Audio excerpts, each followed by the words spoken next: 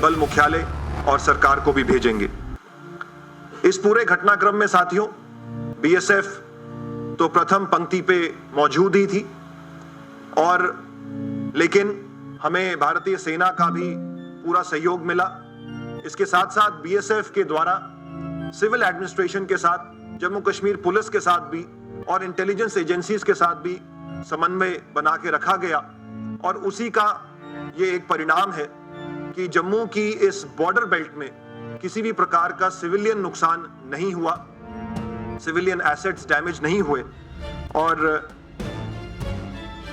हमारे भी सारे जो एसेट्स थे 7 तारीख की रात को, 8 तारीख की रात, 9 तारीख, 10 तारीख की रात को साथियों, और दिन में भी हमारे बॉर्डर पे जो एसेट्स हैं, जैसे कि बॉर्डर फ्लड लाइट्स, जिससे रात को हम पूरे बॉर्डर को चकाचौंध रखते हैं, हमारी हाई मास्ट लाइट्स, हमारी बॉर्डर फेंस, सीमा सिक्योरिटी के लिए जो फेंस लगी हुई है, जो कि एक तरीके से हमारे बॉर्डर मैनेजमेंट की जान है, वो इंटैक्ट रही, और हमारे सर्वेलेंस इक्विपमेंट जो हमने हजारों की संख्या में पाकिस्तान की ओर लगा रखे हैं, वो भी सारे के सारे इंटैक्ट रहे। तो कुल मिला के साथियों हमने पाकिस्तान को काफी नुकसान पहुंचाया है, और साथ में हमने अपने एसेट्स को भी बचाया है। इस पूरे प्रकरण में साथियों बीएसएफ की महिला शक्ति ने बढ़ चढ़ के हिस्सा लिया।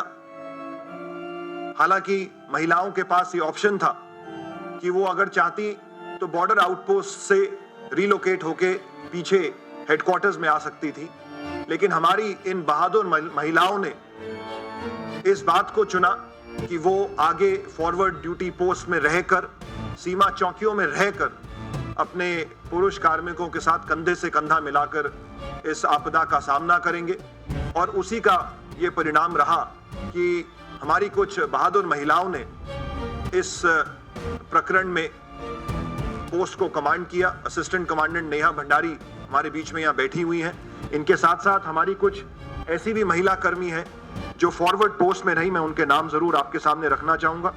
महिला कांस्टेबल मंजीत कौर, महिला कांस्टेबल सुमी, महिला कांस्टेबल मलकीत कौर, महिला कांस्टेबल ज्योति, महिला कांस्टेबल संपा एवं महिला कांस्टेबल स्वप्ना।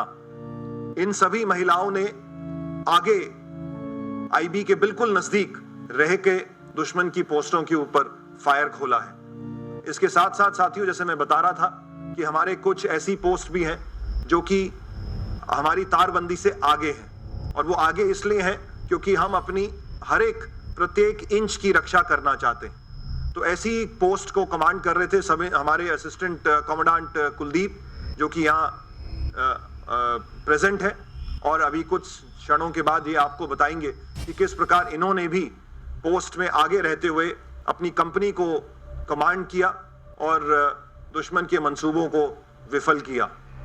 साथियों, इस ऑपरेशन सिंदूर में जम्मू के इस इलाके में और एलसी और आईबी दोनों ही क्षेत्रों में बीएसएफ ने बढ़ चढ़ के हिस्सा लिया है, और हमेशा बीएसएफ तत्पर रही है अपने देश की सॉवरेनिटी को बचाने के लिए, देश की अखंडता को बचाने के लिए, और देश की सीमा की रक्षा करने के लिए।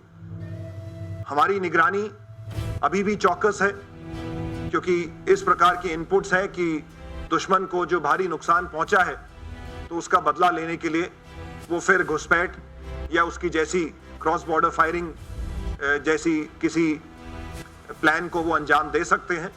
तो बीएसएफ 24 घंटे दिन रात अंतर्राष्ट्रीय सीमा पर बिल्कुल चुस्त है, और हमारा प्रयास है कि आने वाले समय में, और विशेष तौर पे जब अमरनाथ यात्रा का प्रारंभ अगले 3 जुलाई से होने वाला है, तो हर प्रकार की व्यवस्था यहाँ पे बनी रहे और अंतर्राष्ट्रीय सीमा से किसी भी प्रकार का घुसपैठ या कोई भी अप्रिय घटना ना हो। मैं इन शब्दों के साथ अपनी वाणी को विराम देता हूँ, और आप सबका धन्यवाद करता हूँ कि आप सबने आज समय निकाला यहाँ आने का। काफ़ी समय से मैं भी चाह रहा था कि आप सबके साथ इंटरेक्शन करूँ, तो अब अगर आपके कोई सवाल जवाब है तो हम उनको ज़रूर आंसर करना चाहेंगे। हम एक एक करके उन सवालों को ले सकते हैं। मैं डीआईजी जी से रिक्वेस्ट करूँगा कि वो कृपया इसको कोऑर्डिनेट करें। ठीक है, राइट साइड से प्लीज़। ऑपरेशन सिंदूर के बाद हमने देखा कि बीएसएफ ने किस तरीके से कार्रवाई की। मैं 2 सवाल पूछना चाहूँगा। सबसे पहले आईजी सर आपसे, एक स्पेसिफिक कितनी पोस्ट हमने पाकिस्तानी रेंजर्स की तबाह की? दूसरा डीआईजी सुंदरबनी से मैं पूछना चाहूँगा सर, सुंदरबनी के ठीक अपोजिट ऐसी रिपोर्ट्स है कि सुमानी एक इलाका आता है, वहाँ पे पाकिस्तान का एक लॉन्च पैड था जिसका नाम आईएसआई कॉम्प्लेक्स लॉन्च पैड कहा जाता है। इस ऑपरेशन सिंदूर के दौरान कहा जाता है कि उसको भी तबाह किया गया। अगर आप बता सके इससे रिलेटेड। ठीक है, आपके पहले क्वेश्चन के जवाब कि हमने कितनी पोस्टों को ऊपर फायर किया है, हमारी कितनी पोस्टों ने फायर झेला है, तो हम बता दें कि 60 बीओपी हमारी जो है इंटरनेशनल बॉर्डर के ऊपर 60 बीओपी इन्होंने जो है बिल्कुल फायर को फेस किया है जितना भी एनिमी से आ रहा था, और 49 एफडीएल। इसके काउंटर में हमने भी जो है 76 बीओपी काउंटर पार्ट की और 42 एफडीएल में जो है काफ़ी तादाद में फायर गिराया है। इनको काफ़ी नुकसान हमने भी यहाँ से पहुँचाया है। सेकंड क्वेश्चन क्योंकि सुंदरबनी आपने डीआई साहब से पूछा है तो डीआईजी सुंदरबनी उसको एड्रेस करेंगे। 9 तारीख को जैसे आपने बताया आईएसआई कॉम्प्लेक्स का, ये एक पुरानी पाक पोस्ट थी आईएसआई कॉम्प्लेक्स, जिसके बारे में माना जाता था कि ये पाक आर्मी द्वारा मेंटेन की जाती है और इसको आईएसआई ऑपरेट करता है। अपने इसमें अलग अलग तंजीमों के लोग आते थे। पहले काफ़ी एक्टिव था लॉन्च पैड। और जी हाँ, ये सही है कि 9 तारीख को हमने इसको ध्वस्त किया। हमारे पास हमने इसके आपको दिखाए भी हैं। आईएसआई कॉम्प्लेक्स को हमने जो है उस पर मोटर्स और आरएफ का फायर किया और इसको पूरी तरह से तबाह कर दिया।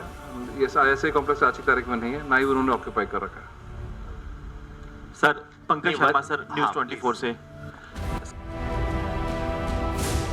ऑपरेशन सिंदूर के दौरान सर कितने आतंकी जो हैं जो लॉन्च पैड पे मौजूद थे, जो तबाह आपने किए, कितने आतंकी मारे गए? कोई फिगर अगर आप शेयर करना चाहें, कितने रेंजर उनके मारे गए? क्या अभी जो है ऑपरेशन सिंदूर के बाद, क्योंकि खत्म नहीं हुआ है जैसा आप कहते हैं, क्या अभी वहां पर ट्रेनिंग कैंप लॉन्च पैड दोबारा एक्टिव हुए हैं? क्या टेररिस्ट की मूवमेंट आप लोग देख रहे हैं? तो कितना फिगर अभी है उस पार अगर एक्टिव है तो? बहुत अच्छा सवाल आपने किया है पंकज जी। ये जो असेसमेंट है ये बीएसएफ का भी एक अपना इंटेलिजेंस सेटअप है और इसके साथ साथ जो हमारे देश की जो रिप्यूटेड इंटेलिजेंस एजेंसीज हैं उनके साथ हम लगातार समन्वय में हैं।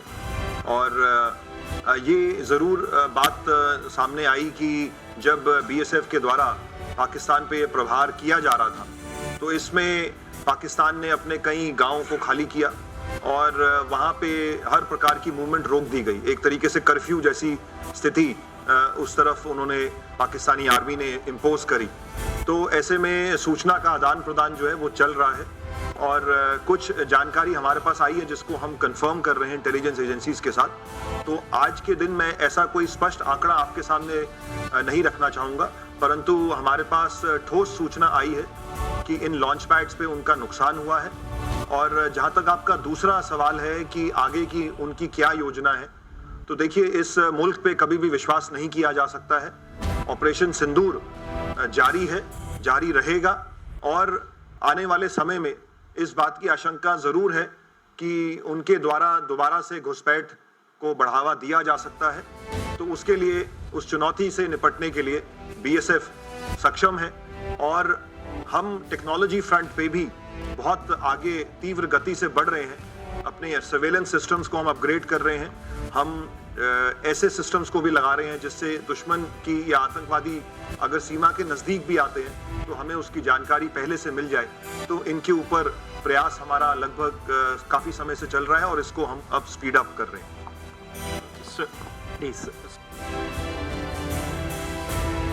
With regards to first is that BSF has carried out preemptive strikes. We have seen retaliatory strikes taking place, but this was preemptive strikes.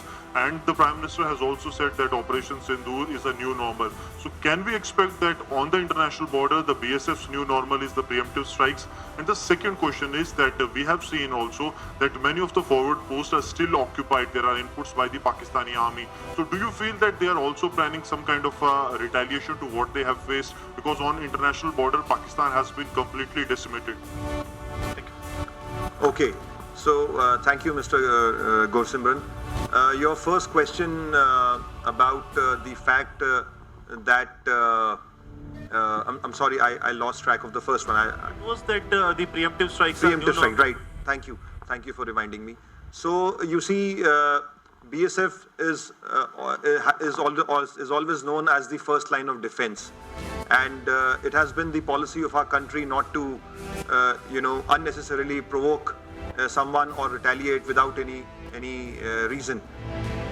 When the Operation Sindoor began, and on 8th night when we witnessed some kind of a threatening movement towards the IB, it was decided that we would not allow them to succeed in their plans, and therefore this preemptive strike was undertaken by BSF. As of now, the two countries through their DGMOs have come to a ceasefire agreement. There is an understanding between the two nations, and we are adhering to that understanding.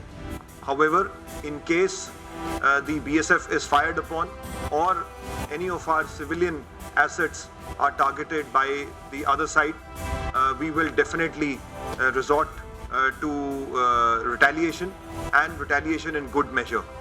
That addresses, I think, your first question. And your second question with respect to build-up at the forward locations. So we are definitely keeping a close track of the activities on the other side. And as I said, we cannot and we have not let our guard down. We are maintaining the highest possible vigil at the border.